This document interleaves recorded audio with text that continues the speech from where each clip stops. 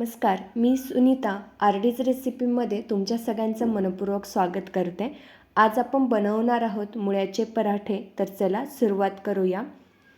किसलेला मुळा घ्यायचा आहे, त्यानंतर बेसन पीठ घ्यायचं आहे, जिरे, हळद पावडर, लाल तिखट, गरम मसाला, कसुरी मेथी आणि कोथिंबीर। कढई घ्यायची आहे, कढईमध्ये तेल टाकायचं आहे आणि आपण जे बेसन घेतलेलं आहे ते त्यामध्ये आपण टाकून घेणार आहोत आणि छानसं भाजून घेणार आहोत।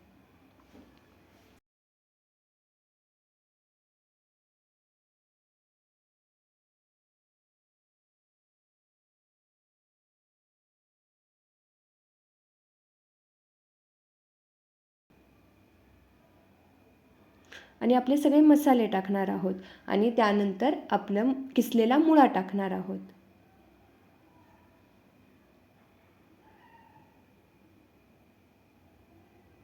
तो छानसा परतून घ्यायचा आहे। मुळ्याचं पाणी आटवून द्यायचं मेन म्हणजे त्यामुळे वास येत नाही। त्यानंतर त्यामध्ये आपण मीठ टाकणार आहोत, चवीनुसार मीठ टाकायचं आहे।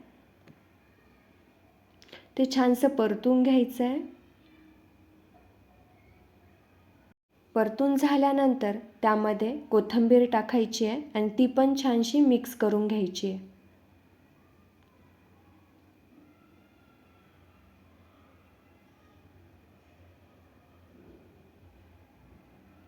आपण हे मिश्रण काढून घेणार आहोत आता। त्यानंतर आपण गव्हाचं पीठ घेणार आहे, त्यामध्ये चवीनुसार मीठ टाकायचं आहे।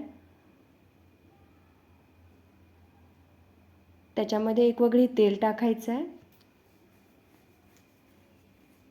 आणि ते मळून घ्यायचं आहे। पिठाचा गोळा तयार करायचा आहे। पाणी टाकून ते छानसं मळून घ्यायचं आहे।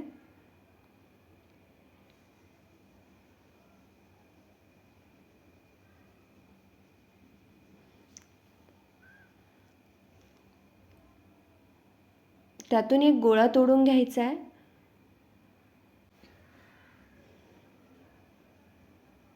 छोटी एक चाणकी करून त्यामध्ये जे आपण मुळ्याचं मिश्रण तयार केलं आहे ते त्यामध्ये आपण भरून घेणार आहोत।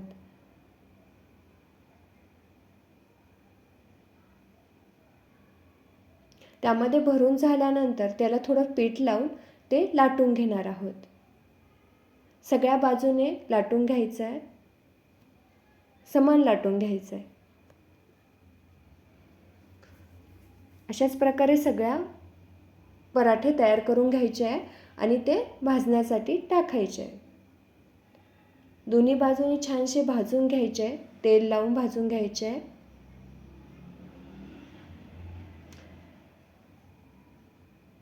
आपला पराठा छानसा भाजून झालेला आहे आणि तो सर्व करायचा आहे। पुदिन्याच्या चटणीबरोबर हा पराठा छान लागतो। अशाच नवनवीन रेसिपीजसाठी RD रेसिपीला सबस्क्राईब करा, लाईक, शेअर, कमेंट करायला विसरू नका। धन्यवाद।